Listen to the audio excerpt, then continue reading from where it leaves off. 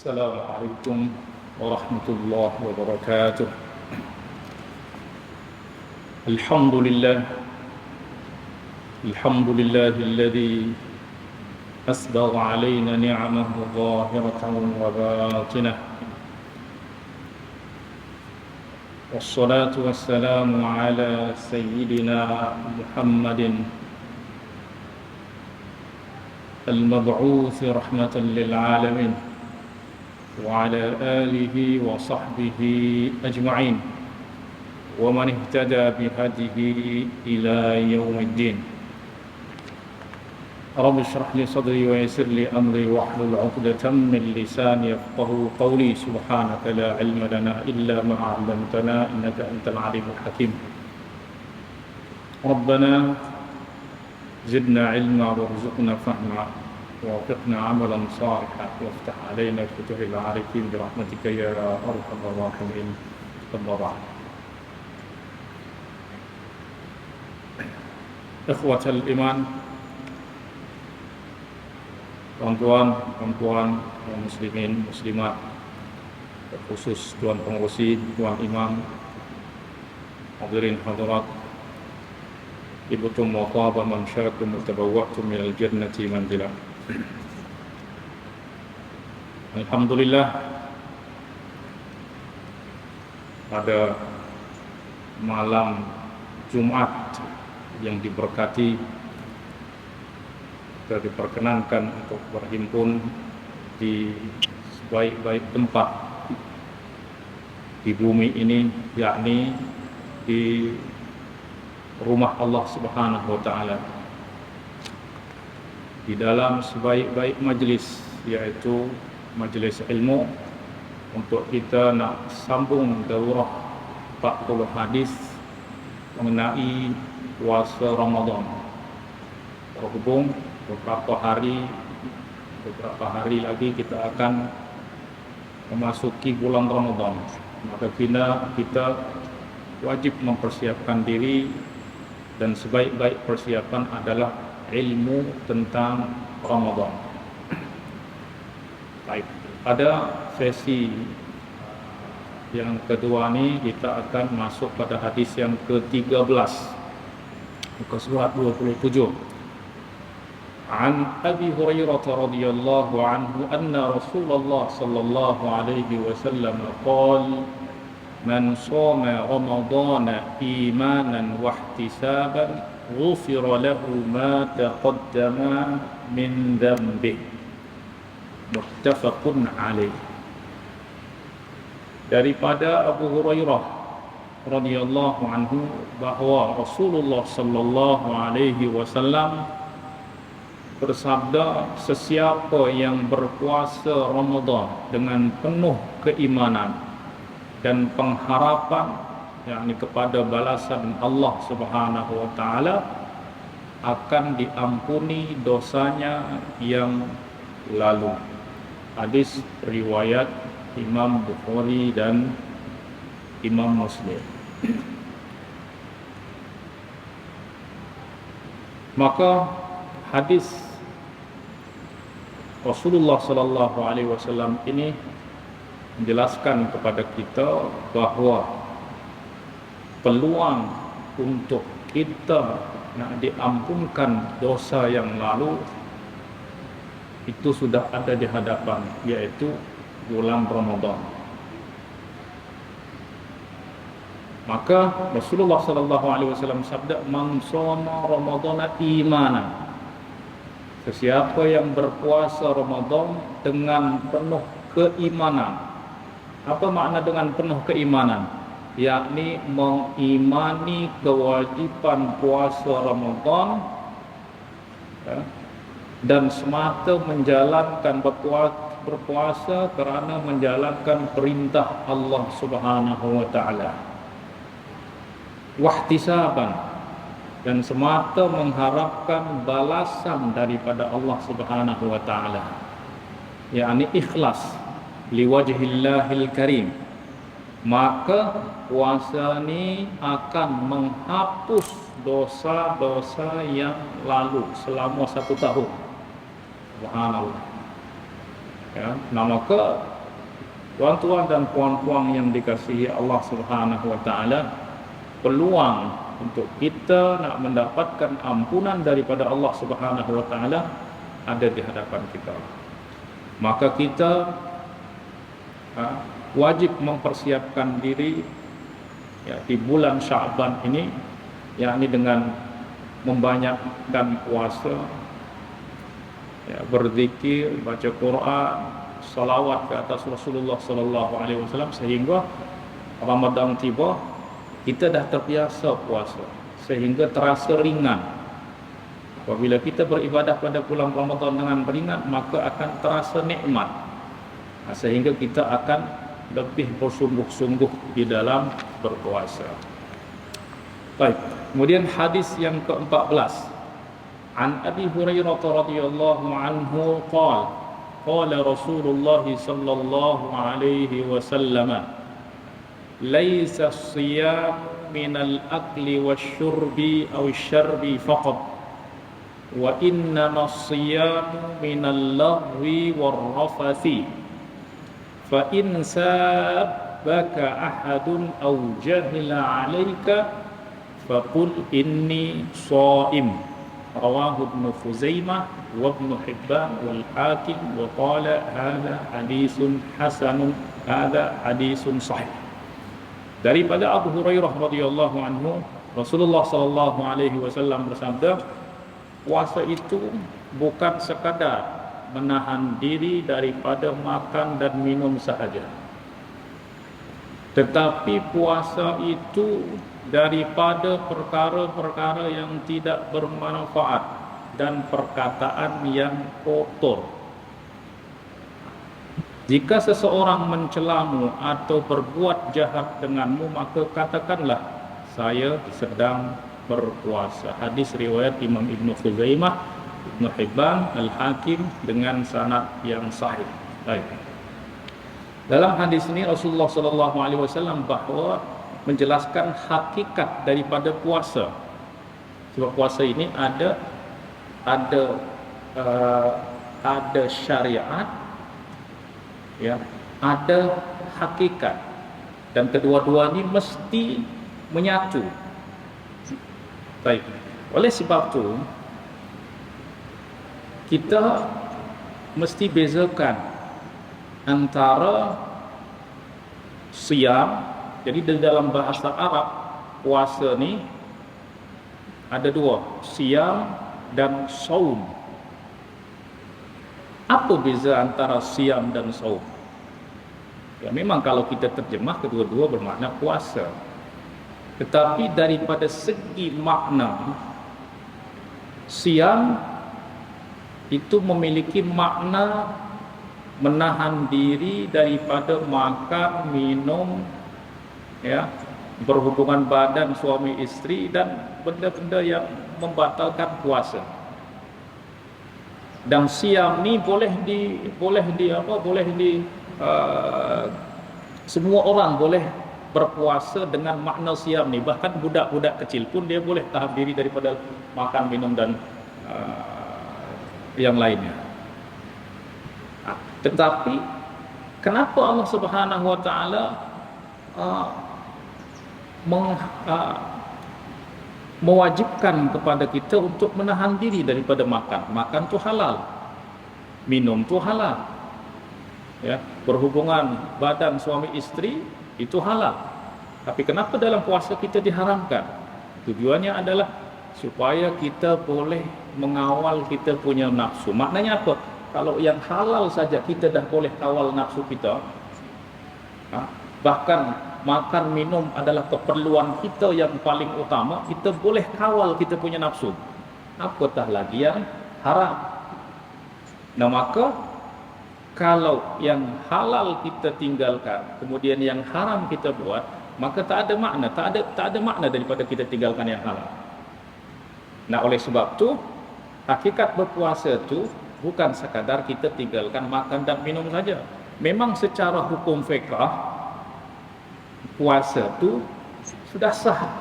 Dia tinggalkan makan, minum dan benda-benda yang membatalkan puasa, tidak memasukkan benda ke dalam perut, itu sudah sah secara hukum fiqh.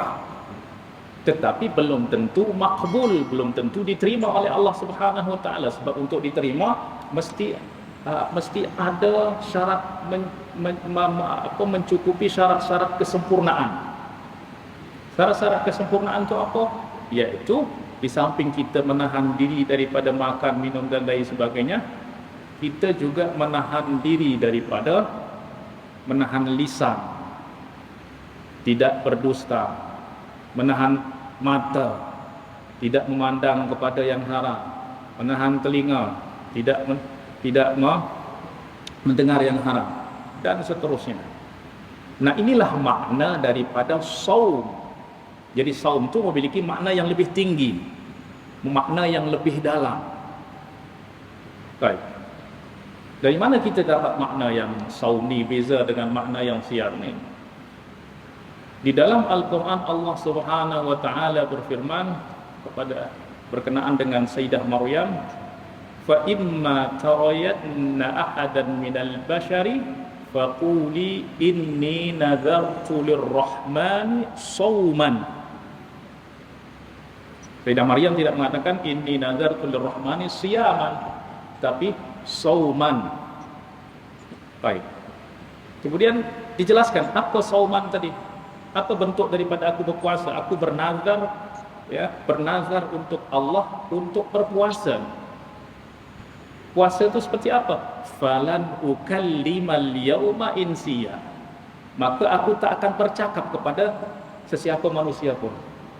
Nah, maka saum ni memiliki makna yang lebih tinggi, bukan sekadar nak tahan diri daripada makan dan minum, tapi juga menahan diri daripada perkataan yang kotor. Ya. Nah, oleh sebab itu Rasulullah sallallahu alaihi wasallam laisa siyamu minal akli wasyarb. Jadi puasa itu, hakikat puasa itu bukan sekadar menahan diri daripada makan dan minum, tapi juga menahan diri daripada al-lagh, perkataan yang tidak bermanfaat, berbuat perbuatan yang tidak bermanfaat, ya, perkataan yang kotor. Maknanya apa? Kita kena jaga kita punya al-jawarih as-sab', anggota tubuh yang 7. Yang mana anggota tubuh 7 ni adalah kilang-kilang daripada maksiat. Apa tu anggota tubuh yang 7 tu? Lisan, mata, telinga, tangan, kaki, perut, kemaluan. Nah, puasa tu adalah semua tu berpuasa. Sebab berkata kotor haram. Memakan yang tidak halal itu haram. Nah, maka apa makna kita tinggalkan yang halal tapi yang haram kita buat, yaitu berkata kotor? Padahal tujuan daripada kita tinggalkan yang halal supaya kita boleh tinggalkan yang haram. Ya. Nah, oleh sebab itu Jabir bin Abdullah radhiyallahu anhu berkata apa? Idza sumta falyasum sam'uka. Jika kamu berpuasa, maka hendaklah telinga kamu, pendengaran kamu berpuasa. Wa basaruka, dan mata kamu juga berpuasa. Wa lisanuka 'anil kadhib, dan lisan kamu juga berpuasa daripada berdusta. Wal maharim, daripada perkataan yang haram.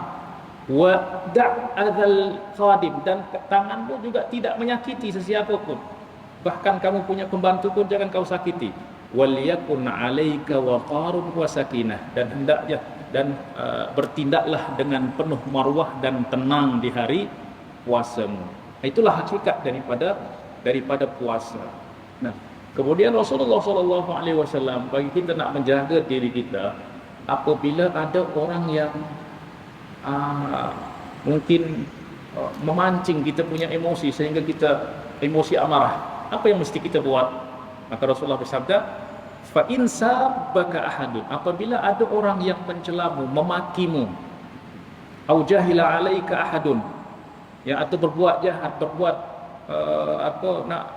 nak bergaduh dengan kamu, apa yang kita buat? Faqul inni shaim, maka katakanlah aku sedang berpuasa. Baik.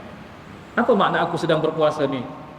Bukan makna kita kita uh, kita maklumkan kepada semua orang, aku tengah berpuasa, jangan bergaduh dengan aku. Bukan. Puasa ni adalah ibadah rahasia, ibadah rahsia. Maknanya adalah apabila ada orang yang memakimu, mencelamu, maka katakan dalam dirimu, hatimu, ingatkan dirimu bahawa kamu tengah berpuasa. Maknanya tak payah layan orang tu, ya? Tak payah pedulikan orang tu. Sebab apa? Sebab kita tengah berpuasa. Nah, ini juga dijelaskan pada hadis yang berikut, hadis ke-15. An Abi Hurairah radhiyallahu anhu qala Rasulullah sallallahu alaihi wasallam, "Man lam yada' qaula az-zuri wal 'amala bih, falaysa lillahi hajatun fi an yada'a ta'amahu wa syarabahu." Rawahul Bukhari. Daripada Abu Hurairah radhiyallahu anhu berkata, Rasulullah sallallahu alaihi wasallam bersabda, sesiapa yang tidak meninggalkan perkataan dusta dan mengamalkannya, maka Allah tidak memerlukan usahanya untuk meninggalkan makan dan minumnya. Kenapa Allah perintahkan kita untuk tinggalkan makan dan minum? Supaya kita boleh kawal nafsu kita. Sebab yang jadikan kita berbuat maksiat, berbuat perbuatan yang diharamkan adalah nafsu. Kalau nafsu boleh dikawal, maka kita jauh daripada perbuatan maksiat, ya. Nah, cara untuk kita boleh nak kawal nafsu ni, jangan beri dia segala apa yang dia inginkan, ya. Bahkan yang halal pun jangan beri dia semua. Sebab nafsu ni dia punya sifat, kalau dia diberi sesuatu apa yang dia inginkan, dia akan bosan. Nanti lama-lama dia akan bosan. Lepas tu dia menginginkan yang lain, diberi yang lain, dia inginkan yang lain, diberi yang lain, dia tak ada puas. Jadi nafsu tu tak ada kata puas bagi nafsu tu, dia akan diam. Nanti kalau dah masuk dalam kubur, baru dia dah masuk dalam tanah, baru dia diam. Tapi selama ada nafas, di sana ada nafsu. Nah, maka cara kita nak kawal, jangan diberi dia segala sesuatu. Bahkan yang halal pun bagi separuh saja. Artinya kita makan minum halal semuanya. Tapi dalam bulan Ramadan, Allah kata kawal nafsu kamu. Sebab apa? Sebab kalau kita boleh kawal diri pada yang halal, maknanya kita akan jauh daripada yang makruh.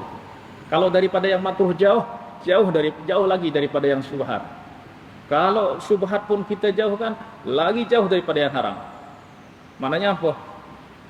Jarak antara halal dan haram ni ada banyak wilayah. Ini ada wilayah haram, wilayah syubhat, wilayah makruh, wilayah halal. Wilayah halal ni kita bagi menjadi dua. Separuh ni kita berada di yang separuh ni kita tinggalkan. Supaya apa? Supaya ada jarak antara kita dengan antara yang halal dan makruh. Maknanya kalau dari yang makruh kita jauh, apatah lagi daripada yang haram. Sebab tak mungkin kalau orang dia dah terbiasa halal, tak mungkin tiba-tiba dia seronok makan yang haram. Boleh tak? Tak boleh. Siapa yang akan seronok makan yang halal tu? Orang yang memang dia tak peduli lagi dia makan haram ke halal, iaitu orang yang berada dalam wilayah syubhat. Sebab syubhat dan haram ni memang dia hampir tak ada sempadan dah, ya? Nah, maka dengan kita mengawal nafsu pada yang halal, maka kita akan mudah untuk mengawal nafsu pada yang haram, ya. Nah, maka Rasulullah SAW bersabda, sesiapa yang tidak meninggalkan perkataan dusta dan mengamalkannya, dan tentu dusta ini adalah haram, ya. Kalau dia tak tinggalkan itu, maka Allah tak perlu pada orang ni untuk dia tinggalkan makan dan minum. Sebab makan minum ni halal. Apa arti dia tinggalkan yang halal tapi yang haram dia buat, ya. Nah, maka tujuan daripada berpuasa adalah supaya kita sampai kepada darjat orang-orang yang bertakwa. Siapa orang yang bertakwa? Ini adalah orang-orang yang jauh daripada perbuatan dosa besar atau tidak terus-menerus di dalam berbuat dosa kecil, ya. Itu orang-orang yang orang-orang yang bertakwa. Nah, kemudian dijelaskan juga dalam hadis yang berikut ni. An Abi Hurairah, yakni hadis ke-16. An Abi Hurairah radhiyallahu anhu qala Rasulullah sallallahu alaihi wasallam, "Rubba sha'imin laisa lahu min siyamihi illa al-ju', wa rubba qa'imin laisa lahu min qiyamihi illa as-sahar." Rawahu Ibnu Majah bi sanadin hasan, bi sanadin sahih. Daripada Abu Hurairah radhiyallahu anhu berkata, Rasulullah sallallahu alaihi wasallam bersabda, betapa ramai orang yang berpuasa tapi tidak mendapat apa-apa dari puasanya melainkan hanya rasa lapar. Dalam riwayat lain illal ju' wal 'atas, melainkan hanya rasa lapar dan dahaga. Maknanya apa? Dapat letih saja, dapat lapar saja, dapat dahaga saja tapi tak dapat pahala. So apa sebab dia tinggalkan makan tapi dia tak tinggalkan yang haram. Mata tak dijaga, mulut tak dijaga, telinga tak dijaga. Ya, maka puasa hanya nak mendapatkan lapar dan dahaga saja. Wa rubba qa'imin, dan betapa ramai orang yang bangun malam pada waktu malam tetapi tidak mendapat apa-apa daripada bangunnya melainkan hanya berjaga malam saja. Ya. Nah, maka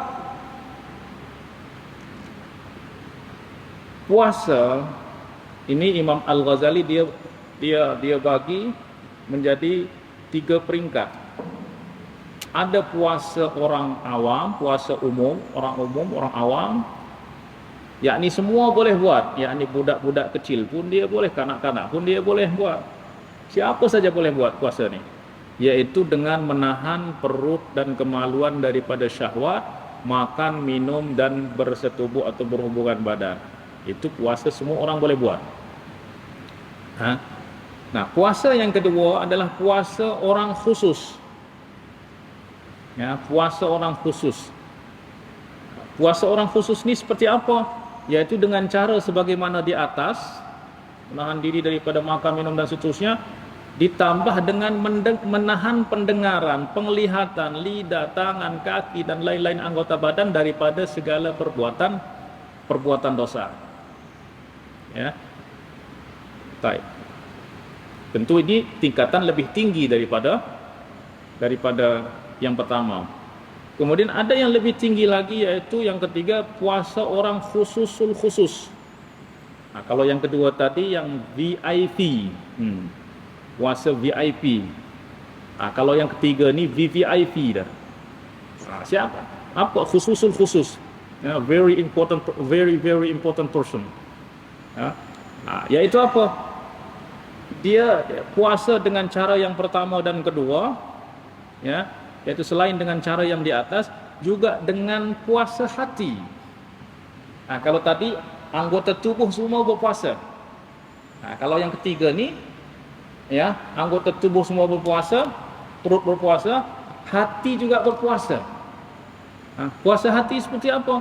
Dengan menahan, ya, menahan daripada menghendaki perkara yang remeh keduniaan, menahan hati daripada segala sesuatu selain Allah secara keseluruhan. Dan puasa ini adalah puasa para nabi dan orang-orang siddiq dan para wali Allah Subhanahu wa ta'ala. Hati dia memang sentiasa bersama Allah, berpuasa daripada segala sesuatu selain Allah. Nah, maka puasa mereka tu bukan daripada subuh sampai maghrib saja, tetapi seluruh masa mereka adalah puasa. Ya. Baik. Nah, maka itulah hakikat daripada puasa. Nah, mesti kita fahami hikmahnya. Baik. Hadis ke-17. An Abi Hurairah radhiyallahu anhu anna Rasulullah sallallahu alaihi wasallam kana yaqul as-salawatul khams wal jumu'atu ila al-jumu'ah wa ramadan ila ramadan mukaffiratun ma bainahunna idza ijtanaba al-kaba'ira. Rawahu Muslim.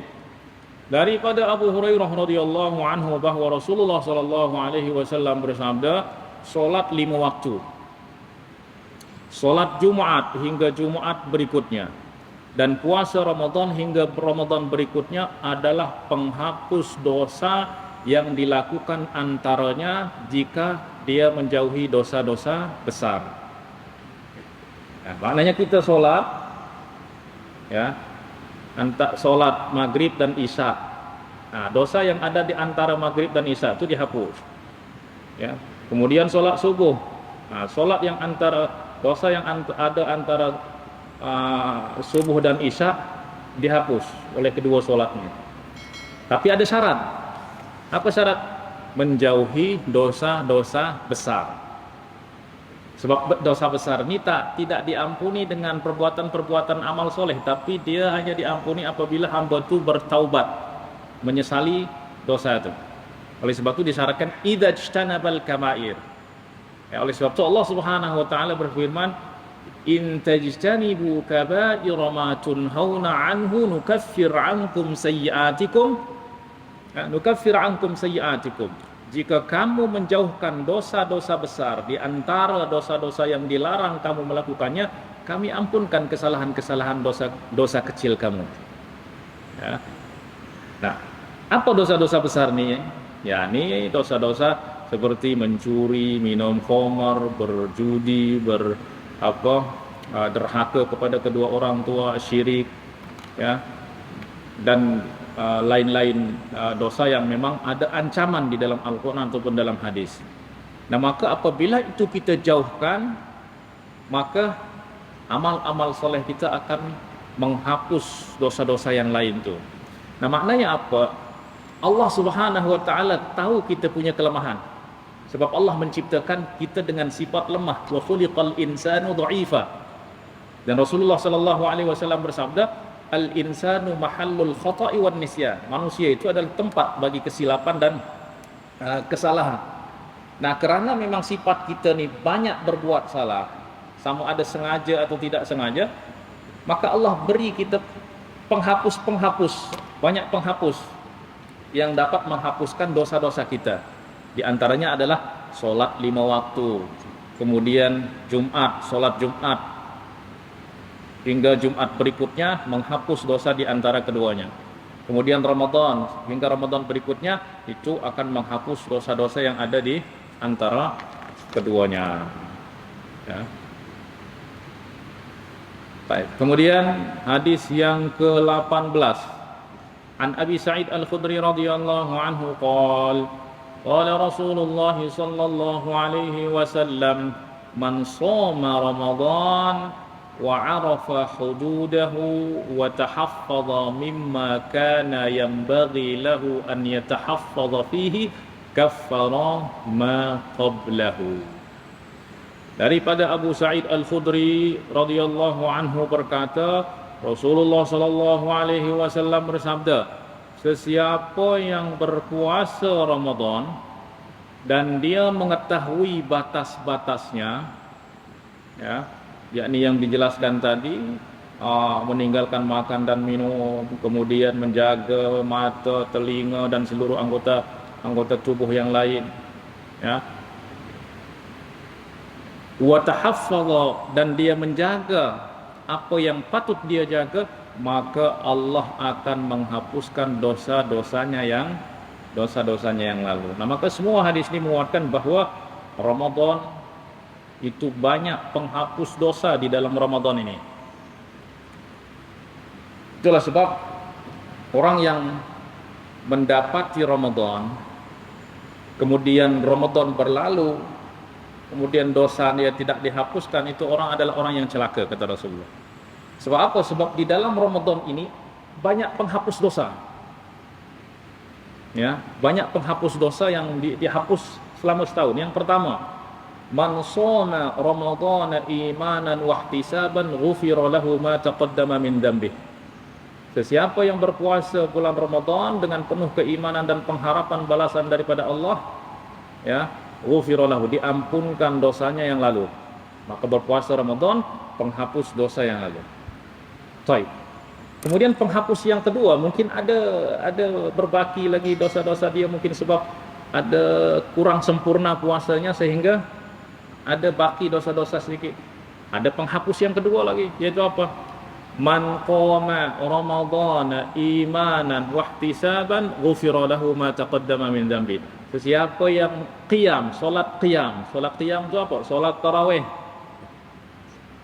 Imanan wahtisaban, dengan penuh keimanan dan pengharapan balasan daripada Allah, ghufira lahu ma taqaddama min dzambi. Puasa menghapus dosa setahun. Solat tarawih menghapus dosa setahun.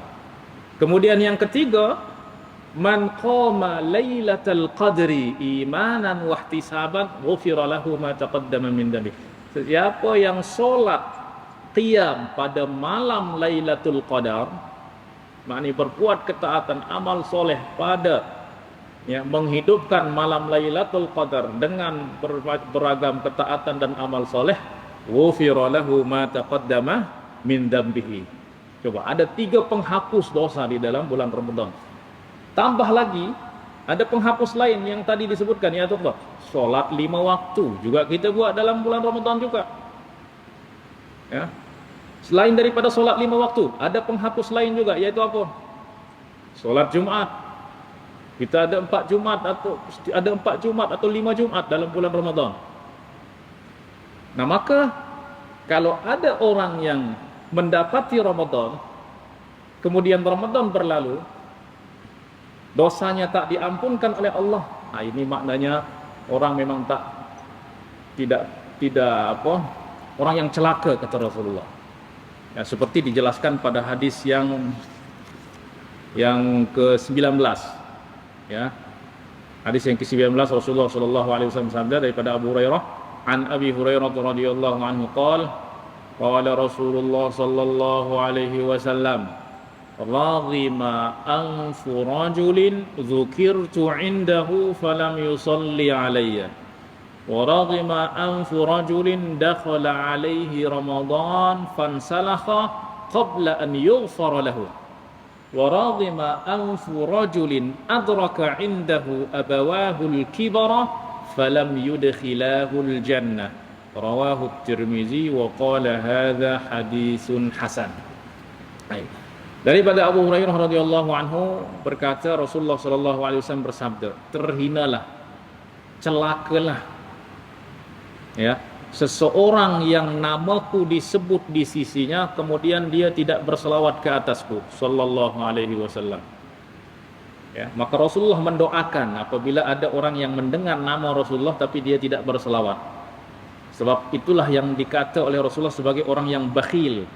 Al-bakhil, yaitu orang yang kedekut, adalah orang yang apabila dia dengar namaku disebut tapi lisan dia berat untuk berselawat sallallahu alaihi wasallam.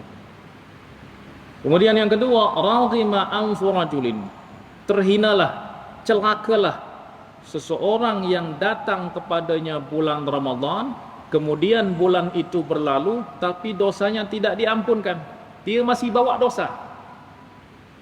Tak mampukah yang 5 itu menghapus dosanya? Puasa. Syaratnya apa? Imanan wahtisaban. Salat tarawih. Tak mampukah salat tarawih menghapusnya? Kemudian malam Lailatul Qadar. Tak mampukah malam Lailatul Qadar itu menghapus? Salat 5 waktu. Salat Jumat.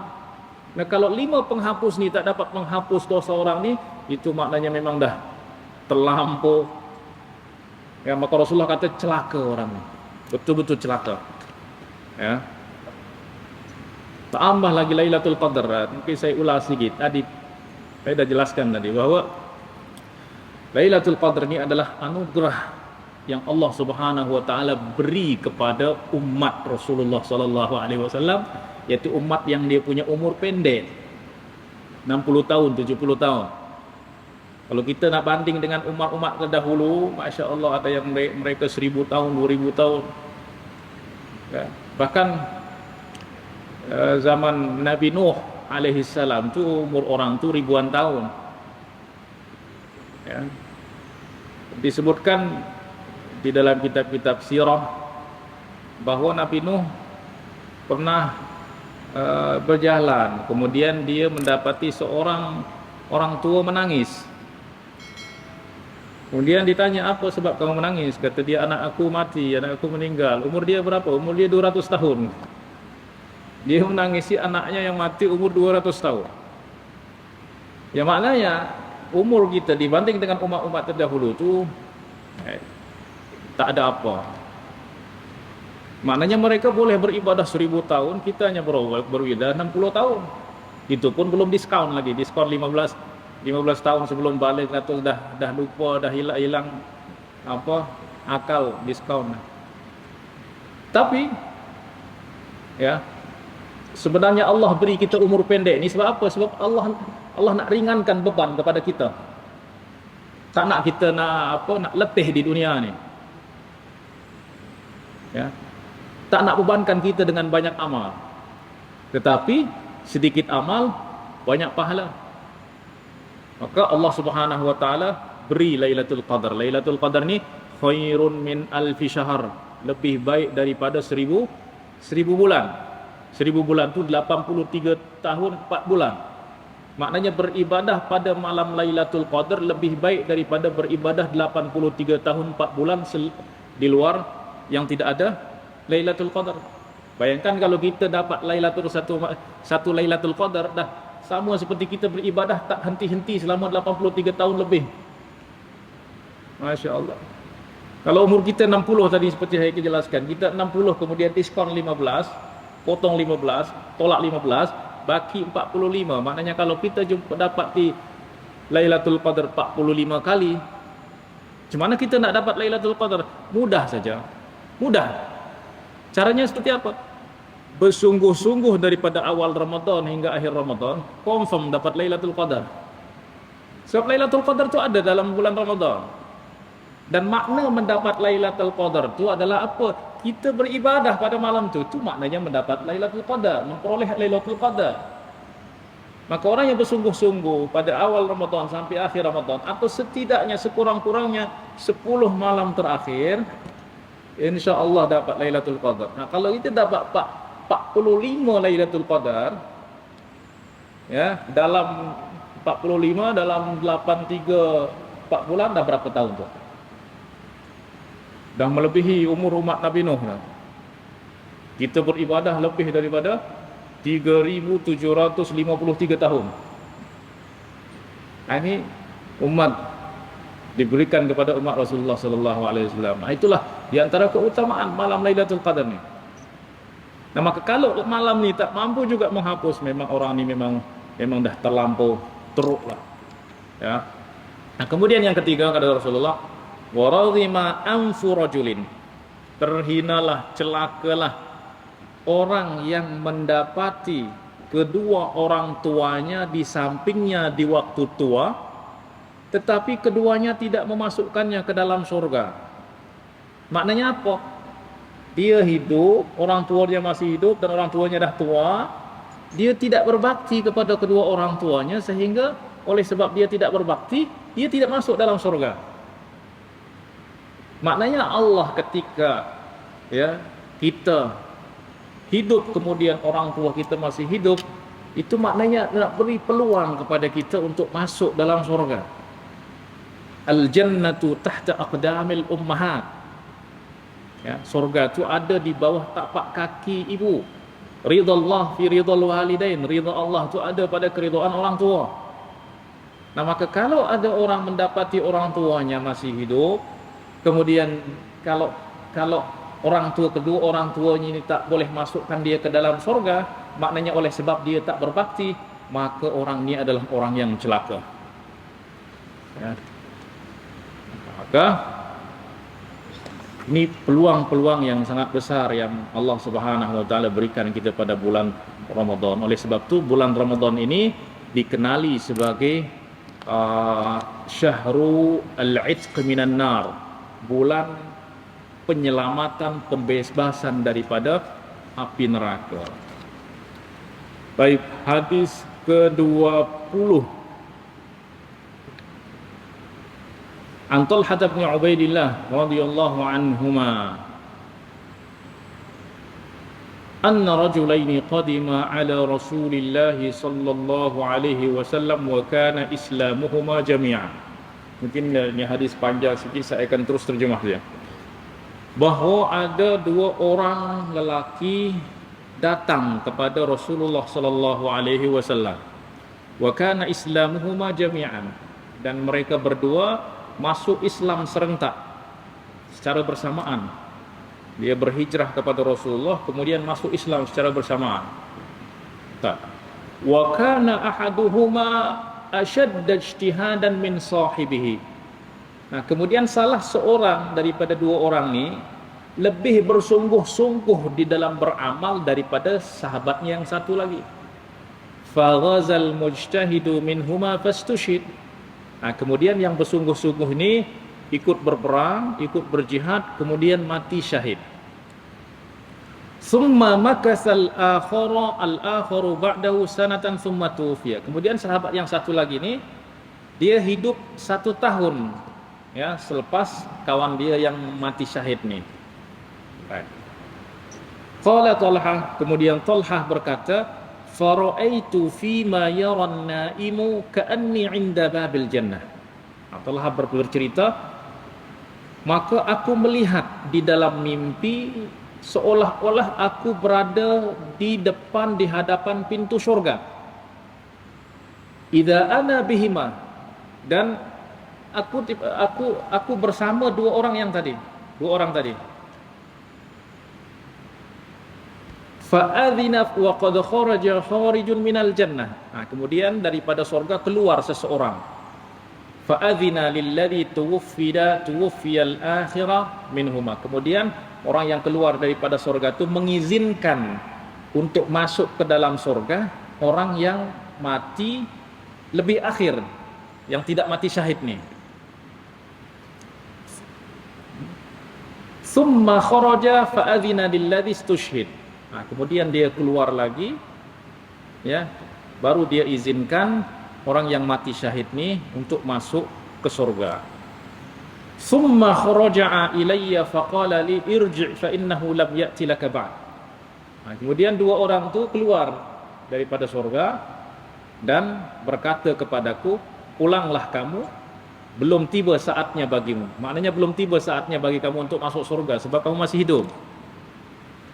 Nah, keesokan harinya Talha menceritakan mimpinya kepada orang ramai, dan mereka pun heran, mana boleh, ini tak mimpi, ni tak benar ni. Kenapa? Sebab mana boleh orang mati syahid, ya, yang mana orang mati syahid ni memang mempunyai darjat yang sangat tinggi.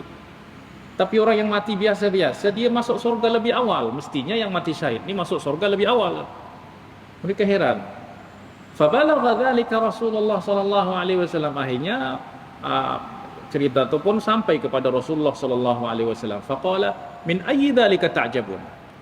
Bahagian mana daripada mimpi itu yang membuat kamu heran? Apa yang aneh dalam mimpi itu? Qalu ya Rasulullah, hadza kana ashadda ijtihan. Ya Rasulullah, seorang ni dia lebih bersungguh-sungguh. Ya, lepas tu apa? Tsumma istushhida fi sabilillah. Kemudian dia mati syahid di jalan Allah. Wa dakhala hadzal jannata qabla. Tapi kenapa yang satu ni lebih masuk surga lebih awal kan? Aneh ya Rasulullah. Faqala, akhirnya Rasulullah jelaskan, tak ada yang aneh katanya. Semuanya logik kata dia. Maka Rasulullah jelaskan, alaysa qad makatha hadza ba'dahu sanah?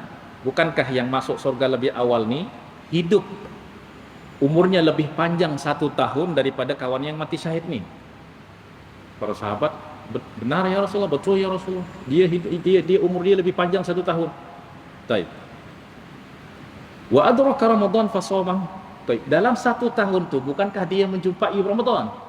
Dia berpuasa Ramadan. Mereka kata betul ya Rasulullah, mereka puasa Ramadan. Okey. Dalam 1 tahun tu bukankah dia solat sekian-sekian rakaat, sekian sujud? Kata mereka, betul ya Rasulullah. Maknanya apa? Amal kebaikan orang ni lebih banyak daripada. Maka Rasulullah SAW bersabda, "Falama bainahuma ab'adu ma bainas samai wal ard." Sesungguhnya jarak darjat antara keduanya itu lebih jauh daripada jarak antara langit dan bumi. Yaitu jarak darjat orang yang masuk surga lebih awal ini lebih jauh daripada langit dan bumi, lebih jauh jaraknya daripada orang yang mati syahid nih. Baik, mungkin di sini akan ada iskal. Macam mana boleh orang mati syahid itu? Di dalam Al-Quran pun sudah dijelaskan keutamaan orang yang mati syahid berjihad di jalan Allah. Di dalam hadis pun dijelaskan bahwa orang yang berjihad ini pahalanya itu akan tumbuh terus. Pahala jihadnya itu sampai hari kiamat dia terus tumbuh berkembang. Macam mana boleh yang mati biasa ni masuk surga lebih awal? Jadi di sini ada iskal sedikit. Tetapi Al-Hafidh Abu Ja'far At-Tahawi, pengarang kitab Aqidah At-Tahawiyah, yang juga mengarang kitab-kitab hadis, di dalam kitab Syarh Mushkilil Athar dia kata apa? Penjelasannya seperti ini katanya. Pertama, kedua orang ni ikut berjihad. Dua-dua ini ikut berjihad. Tapi yang satu mati syahid, mati dalam peperangan. Yang satu masih hidup. Maknanya apa? Di dalam jihad mereka memiliki darjat yang sama. Ya. Walaupun ini mati syahid, ini tak syahid, sebab dua-dua ini dah dapatkan darjat syahid. Dia ini tak mati syahid tapi dapat pahala syahid. Macam mana? Baik, ketika orang ikut berperang, berjihad, itu maknanya dia dah siap mati. Dia dah siap korbankan dia punya diri. Pahala dia dah dapatkan. Maknanya daripada segi ini kedua-dua tu memiliki darjat yang sama. Baik, apa yang menjadikan yang satu ni lebih? Dia punya umur lebih banyak, lebih panjang. Dalam 1 tahun dia dia berpuasa Ramadan. Dalam puasa Ramadan tu ada Lailatul Qadar. Lailatul Qadar tu lebih baik daripada 1000 bulan. Maknanya amal dia lebih banyak daripada. Nah, intinya adalah hadis ini menunjukkan bahawa keutamaan daripada bulan Ramadan yang boleh mengangkat darjat orang, ya, kepada darjat yang lebih tinggi. Kemudian dalam 1 tahun ini dia dah solat berapa rakaat, coba bayangkan. Kalau dalam sehari kita solat 17 rakaat, ya, dalam 100 hari kita solat 1700 rakaat. Dalam 200 hari kita solat 3400 rakaat. Dalam 300 hari kita solat 4000 sekian rakaat. Dalam 1 tahun kita solat berapa sekian? Subhanallah, itu dah berapa darjat coba? Rasulullah SAW bersabda coba tentang solat ni. Kenapa orang ni kata Rasulullah jarak darjat antara keduanya ini lebih jauh daripada jarak antara langit dan bumi? Sebab solat saja, puasa saja tadi dah dijelaskan 83 tahun kebaikan. Yang kedua, solat. Rasulullah SAW bersabda dalam hadis yang diriwayatkan oleh Imam Bukhari dan Imam Muslim, "Man ghada ilal masjidi aw raha banallahu lahu baitan fil jannah kullama ghada aw raha." Sesiapa yang berjalan ke masjid, ya tentu untuk solat, di waktu pagi dan petang, maknanya sentiasa pergi ke masjid untuk solat, apa yang Allah beri kepadanya? Banallahu lahu baitan fil jannah, Allah akan bina baginya rumah di surga tiap-tiap kali dia pergi ke masjid. Ya Allah, ini dalam hadis yang diriwayatkan oleh Imam Bukhari dan Imam Muslim. Kalau sekali ke masjid dah 1 rumah di surga. 5 kali ke masjid dah 5 rumah di surga. Kalau dalam 1 tahun dah berapa tu? Nah, itulah sebab Rasulullah jelaskan falama bainahuma, ya, jarak antara keduanya itu lebih jauh daripada jarak antara langit dan bumi. Dan Rasulullah tadi ditanya, bukankah dalam 1 tahun tu dia dah solat sekian rakaat, sekian sujud? Itulah sebab dia masuk surga lebih awal daripada kawannya tu. Nah, alhasil bahawa Ramadan juga termasuk daripada ibadah yang menambah darjat seseorang di sisi Allah Subhanahu wa taala. Baik. Hadis ke-21. An Abdullah bin Amr radhiyallahu anhuma anna Rasulullah sallallahu alaihi wa alihi wasallam qala as-siyamu wal Qur'anu yashfa'ani lil 'abdi yaumal qiyamah. Yaqulu as-siyamu rabbi inni mana'tuhu at-ta'ama wasyahawati bin-nahari fashaffi'ni fihi. Wa yaqulu al-Qur'anu mana'tuhu an-nawma bil-laili fashaffi'ni fihi fayushaffa'ani. Akhrajahu Ahmad wal Hakim wa sahhahahu.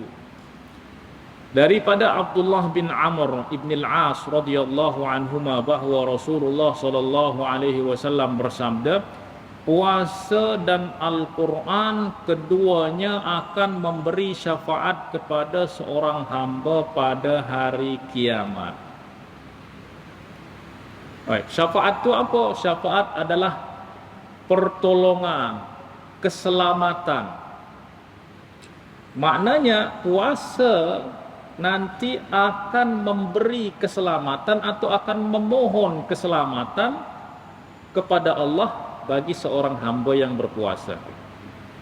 Maknanya apa? Dia akan membela ya orang yang berpuasa supaya dia tidak masuk dalam surga. Bayangkan tuan-tuan dan puan-puan, pada hari kiamat nanti semua orang tak tahu nasib dia, sama ada akan masuk surga atau masuk neraka. Itulah sebab pada hari kiamat nanti tak ada orang yang berfikir tentang orang lain. Tak ada orang tuanya cari anak dia, anak cari orang tua, suami cari isteri, isteri cari suami. Tak ada, semua kata nafsi-nafsi. Hanya berfikir tentang keselamatan sendiri. Tak tahu nak masuk surga atau masuk api neraka. Jangan kita manusia biasa, para nabi-nabi juga kata nafsi, nafsi, nafsi.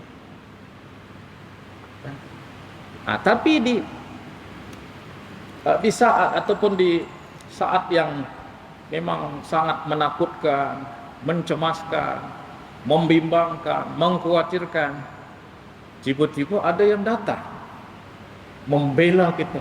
Ya Allah, selamatkan hamba ini. Datang lagi yang lain lagi. Ya Allah, selamatkan hamba ni. Siapa dua orang ni? Ternyata dia adalah puasa.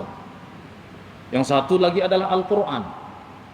Dia macam jadi apa? Jadi peguam bagi seorang hamba nanti di hadapan Allah Subhanahu wa taala supaya dia selamat daripada api neraka. Apa kata Al-Quran? Apa kata puasa? Puasa berkata, Rabbi inni mana'tuhu asy-syahwat at-ta'ama wasyahwata bin-nahar. Ya Allah, puasa berkata, ya Tuhanku, wahai Tuhanku, aku telah menahannya, menghalaunya daripada makan dan daripada syahwatnya di tengah hari. Maknanya oleh sebab aku, dia tak makan, dia tahan diri daripada syahwat, maka ya Allah, fasyafi'ni, ya, izinkan aku memberi syafaat untuknya. Maknanya izinkan aku untuk menyelamatkan orang ni daripada api neraka. Lepas tu datang lagi Al-Quran. Al-Quran pun kata, Rabbi inni mana'tuhu an-nawma bil-lail. Ya Allah, aku dah menghalau dia daripada tidur tengah malam. Sebab apa? Sebab dia solat tarawih, dia solat tahajud, dia solat witir, sehingga dia kurang tidur malam tu. Fasyafi'ni fihi, maka izinkan aku memberi syafaat kepada orang ni. Fayushaffa'ani, maka syafaat kedua-duanya pun diperkenankan oleh Allah Subhanahu wa taala. Betapa bahagia hamba pada hari itu, di mana ada yang akan menolongnya, ada yang akan membelanya, ada yang akan menyelamatkannya daripada api neraka. Ya. Nah, maka ini adalah syafaat berupa amal soleh. Kerana syafaat ini ada banyak jenis. Ada syafaat Rasul, syafaat uzma, yaitu yang dimiliki oleh baginda Rasulullah sallallahu alaihi wasallam. Kemudian ada syafaat orang-orang yang mati syahid. Ya, ini nak beri syafaat kepada ahli keluarga, kepada sahabat-sahabat siapa yang dia kenal. Kemudian syafaat orang-orang soleh. Dia akan beri syafaat kepada kawan-kawan dia yang dulu berjumpa di masjid, berjumpa dalam majlis ilmu. Dia akan cari mana kawan aku. Jika ada yang tak selamat, dia akan selamatkan. Kemudian ada syafaat orang-orang yang ahlul Quran, penghafaz Quran dan pengamal Quran, ada syafaat juga. Kemudian ada syafaat berupa amal soleh. Jadi tuan-tuan dan puan-puan, amal soleh yang kita jaga, yang kita pelihara, yang kita sebenarnya dia yang nanti jaga kita. Ya. Solat yang kita jaga, solat ni yang nanti akan menjaga kita. Bahkan dia sendiri yang akan mendoakan kita. Ya, dalam riwayat Imam Bazzar, Rasulullah SAW bersabda, "Man shalla fa ahsana al-wudu fa atamma lahu ruku'ahu, qiyamahu wa ruku'ahu wa khusyu'ahu wa wudu'ahu, kharajat wa hiya bayda'a musfirah, taqulu hafizakallahu kama hafizani." Apabila seseorang solat kemudian menyempurnakan berdirinya, rukuknya, sujudnya, khusyuknya, wuduknya, maka solat tu selesai dia solat tu naik, terangkat dalam keadaan dia berwarna putih, ya, bersinar. Haitsu idza balagha, ya, ila haitsu syaa Allah, sehingga dia apabila sampai di tempat yang Allah kehendaki, solat itu berkata, semoga Allah menjaga kamu, memelihara kamu seperti mana kamu menjaga aku, kata solat itu. Jadi solat kita tu yang akan mendoakan kita, sama seperti puasa ni nanti yang dia akan membela kita. Ya. Tetapi kata Rasulullah, wa man shalla salata wa lam yutimma laha ruku'aha wa la sujudaha wa la khusyu'aha, kharajat wa hiya sauda'a mudlimah, haitsu idza balagha ila ma syaa Allah, ila haitsu syaa Allah, wa hiya sauda'a mudlimah, luffat kama tulaffu thawbul kama yulaffu thawbul khaliq, thumma yurma biha fi wajhi sahibihi wa taqulu Allahumma dayyi'hu kama dayya'aka Allahu kama dayya'tani. Apabila orang solat tapi tak sempurnakan rukuknya, sujudnya, khusyuknya, wuduknya dan yang lain-lain, maka solat itu akan terangkat, akan naik dalam keadaan hitam gelap gelita. Ya, kemudian dia berkata kepada orang yang solat, semoga Allah menyia-nyiakan kamu seperti mana kamu sia-siakan aku. Kemudian apabila dah sampai pada tempat yang Allah kehendaki, yulaf, dia digulung, maknanya macam pakaian kotor, pakaian yang dah koyak tu kemudian fayurma biha fi wajhi sahibi, kemudian dilempari ke wajah orang yang tidak solat dengan benar tu. Nah, maka tuan-tuan, semua kebaikan yang kita buat ini akan menjadi penolong, menjadi teman kita di akhirat nanti. Bahkan teman ni akan sangat kita rasakan nanti apabila kita dah masuk dalam kubur. Semua ahli keluarga kita meninggalkan kita, suami meninggalkan, isteri tinggalkan, harta kita tinggalkan. Tak ada yang, walaupun dia kata aku cinta kamu dan lain sebagainya, tak ada. Kalau dah mati, masuk kamu sendiri dalam kubur. Tak ada yang nak teman kita dalam kubur. Tapi ada seseorang yang setia kepada kita, yaitu apa? Yang akan menemani dalam kubur. Apa tu? Amal soleh. Dialah yang akan menghibur, dialah yang menemani. Ya. Nah, maka puasa Al-Quran ini akan menjadi penolong. Nah, maka bulan Ramadan adalah syahrul Quran, syahrul siyam. Bulan Ramadan yang akan tiba beberapa hari lagi. Semoga Allah sampaikan kita kepada Ramadan. Ya, Allahumma ballighna Ramadan. Adalah bulan di mana kita berpuasa, bulan di mana kita membaca Al-Quran. Nah, maka ini peluang bagi kita untuk mendapatkan syafaat daripada kedua ibadah ini. Ya. Baik, hadis ke-22. An Jabirin radhiyallahu anhu qala Rasulullah sallallahu alaihi wasallam, inna lillahi fi kulli yawmin wa lailatin utaqa'a minan nar fi syahri Ramadan wa inna likulli muslimin da'watan yad'u biha fayustajabu lah. Rawahu Abu Nu'aim fi Hilyatil Awliya wa qala Al-Haythami fi Majma'iz Zawaid, rawahu Al-Bazzar wa rijaluhu thiqat. Maknanya hadis ini adalah hadis yang sahih.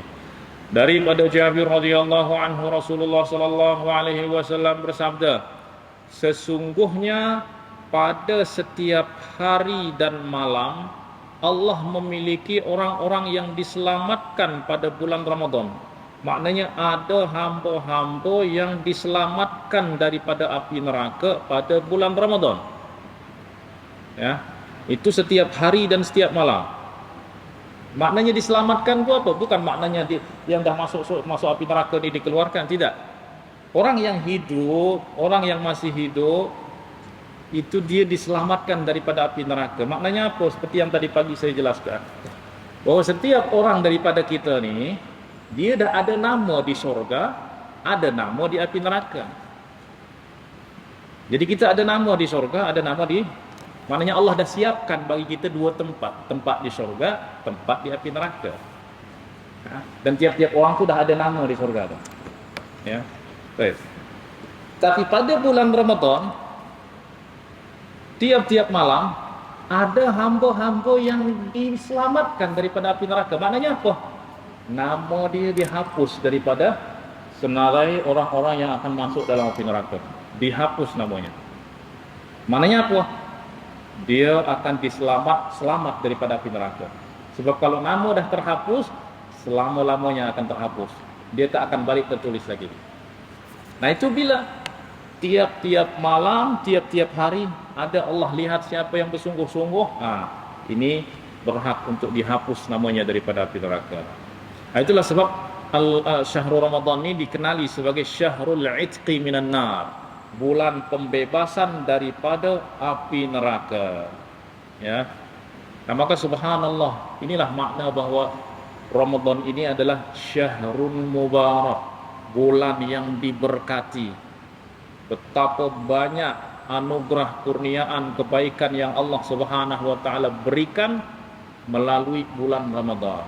Ya, maka Ramadan adalah tetamu yang akan datang kepada kita daripada Allah dengan membawa banyak hadiah, banyak anugerah, banyak pemberian.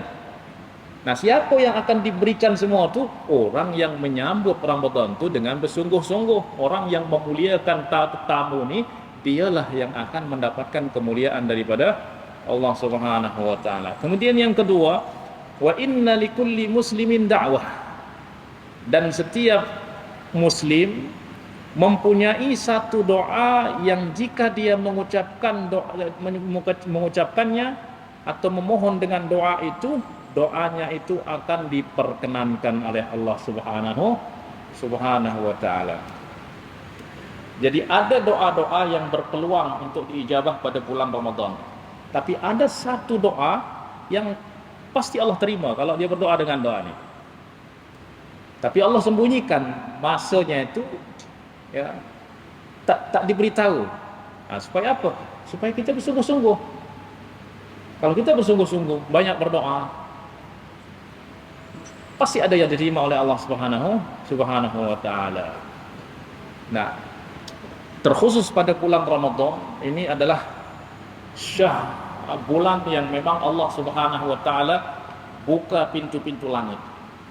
Apa makna pintu-pintu langit dibuka? yakni doa-doa diperkenankan oleh Allah Subhanahu wa taala. Oleh sebab itu di dalam Al-Qur'an Allah Subhanahu wa taala berfirman, "Wa idza sa'alaka 'ibadi 'anni fa inni qarib ujibu da'watad da'i idza da'ani falyastajibu li wal yu'minu bi la'allahum yarshudun." Dan apabila hamba-hambaku bertanya kepadamu mengenai aku, maka beritahu kepada mereka sesungguhnya aku Allah sentiasa hampir kepada mereka. Aku perkenankan permohonan orang yang berdoa apabila ia berdoa kepadaku. Kita lihat di dalam Al-Quran ayat tentang doa ini, ya, diselang-seli di antara dua ayat yang berkenaan dengan hukum hakam puasa. Syahrul Ramadan alladzi unzila fihi al-Qur'anu hudan lin-nasi wa bayyinatin minal huda wal furqan sampai walitukmilul iddata walitukabbirullaha ala ma hadakum wa la'allakum. Setelah apa? Wa idza sa'alaka ibadi 'anni fa inni qarib. Lepas tu balik lagi kepada ayat puasa. Uhilla lakum lailatas siyamir rafasu ila nisaikum. Baik. Maknanya ayat yang memotivasi kita untuk berdoa ini diselang-seli di antara dua ayat berkenaan dengan hukum hakam puasa. Nah, Imam Ibnu Katsir kata ini menunjukkan bahwa ijabah ataupun ini menunjukkan supaya kita banyak berdoa pada bulan Ramadan. Terlebih apabila kita sudah sempurnakan puasa kita. Ya. Apabila kita dah selesai puasa, maknanya apa? Di saat kita berbuka puasa, itu di antara saat yang mustajab untuk berdoa. Kenapa? Kerana selepas ketika kita berbuka puasa, itu makna kita dah sempurnakan kita punya ibadah puasa. Nah, tadi Allah kata apa? Ujibu da'watad da'i idza da'ani falyastajibu li. Aku akan perkenankan doa orang yang memohon permohonan orang yang berdoa apabila dia berdoa. Tapi apa? Fastajibu li. Maka hendaklah mereka menyahut seruanku. Yaitu apa? Mengikut, mematuhi perintahku.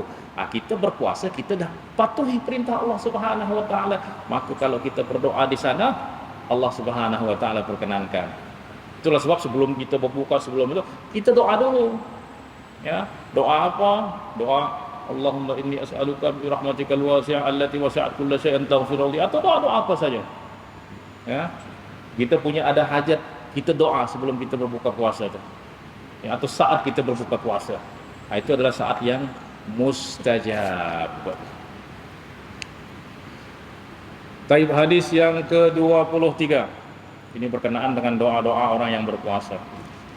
An Abi Hurairah radhiyallahu anhu qala Rasulullah sallallahu alaihi wasallam, "Thalathatun la turaddu da'watuhum al-imamul 'adil was-sha'imu hatta yuftira wa da'watul madlumi yarfa'uha Allahu dunal ghamami yawmal qiyamah wa tufattahu laha abwabus samaa wa yaqulu bi'izzati la ansurannaki walau ba'da hin." Wa fi riwayatin was-shaimu hina yuftir. Rawahu Tirmizi wa qala hadza hadisun hasan. Daripada Abu Hurairah radhiyallahu anhu berkata, Rasulullah sallallahu alaihi wasallam bersabda, ada 3 golongan orang yang doanya tidak tertolak. Maknanya pasti Allah perkenankan. Yang pertama adalah pemimpin yang adil. Ya. Pemimpin yang adil adalah orang yang paling disukai oleh Allah Subhanahu wa taala. Ya, sebab memimpin itu adalah amanah daripada Allah. Apabila orang membawa amanah tersebut dengan baik, maka Allah Subhanahu wa taala akan memberikan orang, akan menyintai orang tersebut. Ya. Yang kedua adalah yang tidak tertolak doanya, orang yang berpuasa hatta yuftir, hingga berbuka. Maknanya apa? Dalam lafaz ini ditentukan saat yang diperkenankan doa itu adalah saat orang berpuasa sehingga dia berbuka.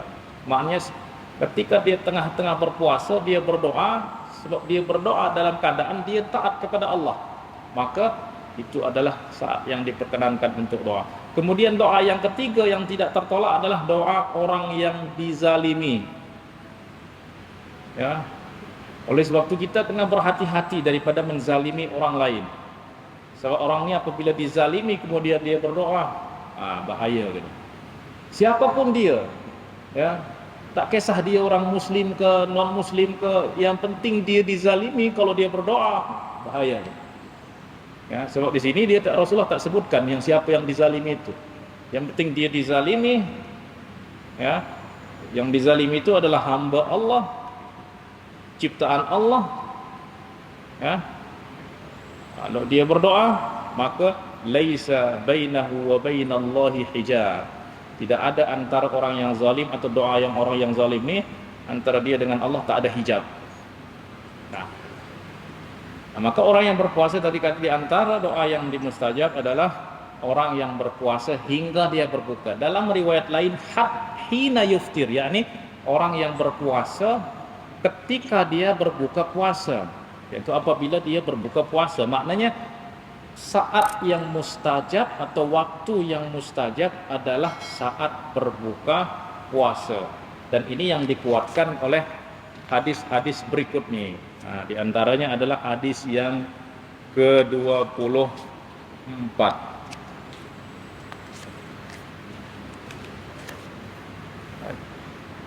An ibni Abi Mulaikah qala sami'tu Abdullah ibn Amr ibn al-As radhiyallahu anhuma qala Rasulullah sallallahu alaihi wasallam inna lis-shaimi 'inda fitrihi la da'watan ma turad. Qala ibn Abi Mulaikah sami'tu Abdullah ibn Amr yaqulu idza aftar Allahumma inni as'aluka birahmatika allati wasi'at kulla syai' an taghfira li. Rawahu Ibnu Majah wal Hakim wa qala al-Busiri fi Ithaf al-Khiyarah al-Maharah isnaduhu sahih wa lahu shawahidu min hadithi Abi Hurairah. Wa fi riwayatin inna lis-shaimi 'inda iftarihi da'watan mustajabah. Daripada Abdullah bin Abi Mulaikah berkata, saya mendengar Abdullah bin Amr ibn al-As radhiyallahu anhuma berkata, saya mendengar Rasulullah sallallahu alaihi wasallam bersabda, sesungguhnya bagi orang yang berpuasa itu doa yang tidak tertolak apabila dia berbuka puasa. Yakni di saat kita berbuka puasa itu adalah doa yang diperkenankan oleh Allah Subhanahu wa taala. Maka Ibnu Abi Mulaikah berkata, saya mendengar Abdullah bin Amr ibn al-As berkata atau membaca apabila berbuka puasa, Allahumma inni as'aluka birahmatika allati wasi'at kulla syai', ya Allah, sesungguhnya aku memohon kepadamu dengan rahmatmu atau berkat rahmatmu yang meliputi segala sesuatu agar engkau mengampunkan dosaku.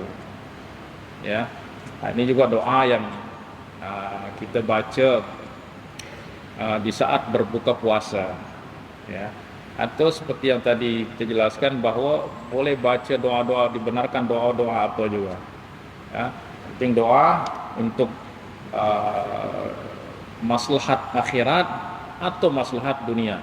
Oleh sebab itu Imam An-Nawawi berkata, disunatkan bagi orang yang berpuasa memperbanyak doa untuk urusan akhirat dan dunia. Ya, urusan akhirat, apa urusan akhirat? Dimasukkan dalam surga. Urusan akhirat, diselamatkan daripada api neraka. Urusan akhirat, diberi syafaat oleh Allah. Urusan akhirat, diampunkan dosa. Atau urusan dunia, kita ada masalah, doa pada waktu maghrib. Ya. Karena apa? Begitu pula jangan lupakan berdoa kebaikan untuk kaum muslimin secara umum.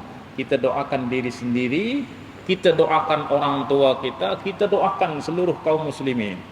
Sebab apa? Sebab berdoa untuk ramai orang, setiap kita doa, setiap orang yang kita doakan, doanya itu akan kembali kepada kita.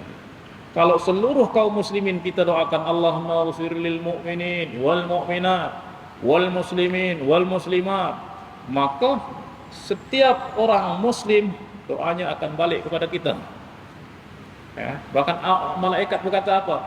Walaka bimithli, amin walaka bimithli. Ya, amin ya Allah, perkenankanlah dan semoga kamu juga mendapat apa yang kamu doakan untuk orang tua. Maka malaikat yang aminkan doa kita apabila kita berdoa. Maka kita tak boleh kita tergesa-gesa, terburu-buru untuk nak buka puasa. Perlahan kita berdoa. Kita gunakan kesempatan itu untuk berdoa kepada Allah Subhanahu wa taala. Baik. Kemudian Al-Imam Al-Mubarakfuri menjelaskan bahwa kenapa orang yang berbuka puasa diperkenankan doanya, karena saat itu orang yang berpuasa telah menyelesaikan ibadahnya. dalam keadaan tunduk dan merendahkan diri. Itulah sebab kita selepas kita solat, kita berdoa. Sebab apa? Kita dah menjalankan perintah Allah, falyastajibu li. Ya. Hendaklah dia mematuhi perintahku. Kita dah solat, maka kita memohon kepada Allah. Ya. Selepas tawaf, kita memohon kepada Allah, Rabbana taqabbal minna innaka antas samiul alim wa tub alaina innaka antat tawwabur rahim.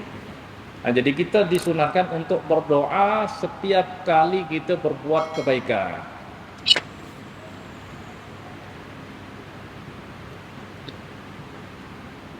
Dan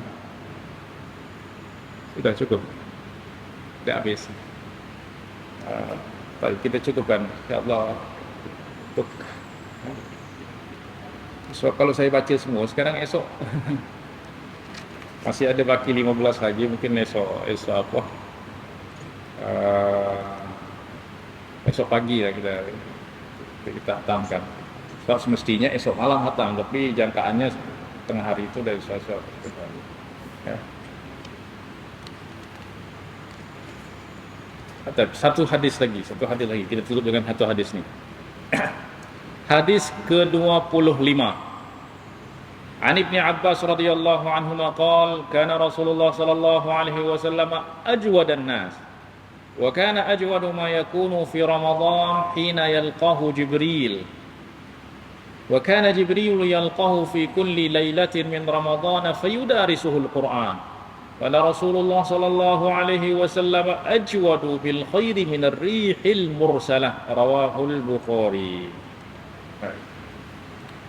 Daripada Ibnu Abbas radhiyallahu anhu berkata, Rasulullah sallallahu alaihi wasallam adalah orang yang paling dermawan. Tidak ada yang lebih dermawan daripada Rasulullah. Bahkan dalam hadis diriwayatkan oleh Imam Bukhari dan Imam Muslim daripada Jabir bin Abdullah, dia berkata, "Ma su'ila an-nabiy sallallahu alaihi wasallam syai'an qattu faqala la." Tidak pernah Rasulullah sallallahu alaihi wasallam itu diminta sesuatu kemudian dia kata tidak. Pasti dia beri. Tak akan pikir. Itu sifat daripada kemurahan Rasulullah sallallahu alaihi wasallam. Dan Rasulullah sallallahu alaihi wasallam lebih dermawan lagi, lebih pemurah lagi di bulan Ramadan.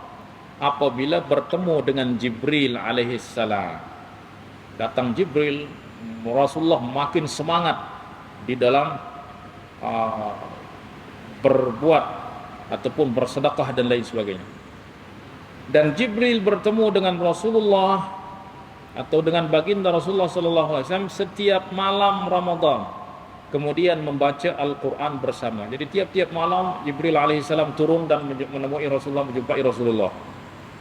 Ya, apa yang dibuat Jibril? Baca Quran bersama Rasulullah. Maknanya sekali Rasulullah yu'ariduhul Quran. Maknanya sesekali Rasulullah baca Al-Quran, Jibril mendengar. Jibril membaca, Rasulullah mendengar. Fala Rasulullah sallallahu alaihi wasallam ajwadu bil khairi minar rihil mursabah. Sungguh Rasulullah lebih dermawan dengan kebaikan daripada angin yang dilepaskan. Maknanya kebaikan Rasulullah itu, kemurahan Rasulullah itu lebih laju daripada angin yang bertiup. Nah, maka hadis ini menunjukkan bahwa kita dianjurkan untuk menambah kebaikan-kebaikan pada bulan Ramadan. Sebab seperti yang dijelaskan dalam hadis-hadis, walaupun hadis itu adalah hadis yang dhaif, tetapi ulama sepakat bahwa hadis dhaif boleh dibenarkan untuk diguna pada fadilah-fadilah amal. Yaitu apa? Ajrul fariidah ka ajri 70 fariidah fi ghairi Ramadan. Bahawa pahala orang beribadah fardu sama seperti 70 ibadah fardu di luar Ramadan. Ibadah sunnah sama pahalanya seperti ibadah fardu. Maka kita tambah kebaikan-kebaikan di dalam bulan Ramadan. Kemudian Ramadan adalah syahrul Quran. Maka kita perbanyak untuk membaca Al-Quran. Itulah sebab ulama-ulama terdahulu beri contoh kepada kita. Imam Syafi'i selalunya khatam Al-Quran tiap hari sekali sehari. Dalam bulan Ramadan, Imam Syafi'i khatam Al-Quran 2 kali sekali malam, sehari semalam. Dan semua dibaca, dihatamkan dalam solat. Yakni tengah hari sekali khatam, malam hari khatam. Jadi khatam selama bulan Ramadan itu 60 kali. Imam Malik kalau dah tiba bulan Ramadan, dia tutup semua majlis-majlis hadis. Sibukkan diri untuk baca Al-Quran. Imam Sufyan Ats-Tsauri, kalau dah tiba bulan Ramadan, ibadah-ibadah sunnah yang lain dia kurangkan. Dia banyakkan membaca Al-Quran. Ya.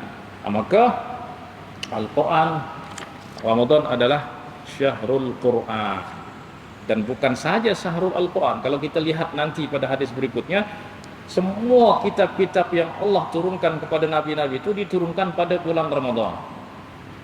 Taurat pada bulan Ramadan, Injil pada bulan Ramadan, Suhuf Ibrahim pada bulan Ramadan, Zabur pada bulan Ramadan, Al-Quran pada bulan Ramadan.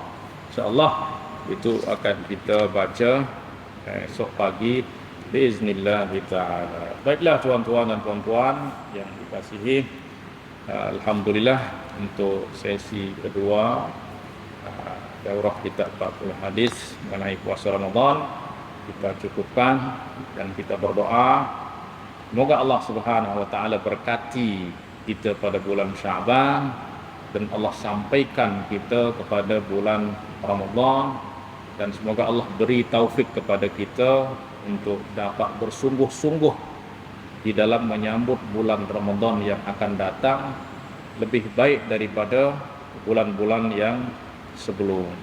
Nas'alullah subhanahu wa ta'ala an yanfa'na wa iyyakum bima 'allamana wa yu'allimana ilman yanfa'una wa an yazidana ilma wa yarzuqna fahma wa yaftah 'alaina futuhil 'arifin bi rahmatihi ya arhamar rahimin.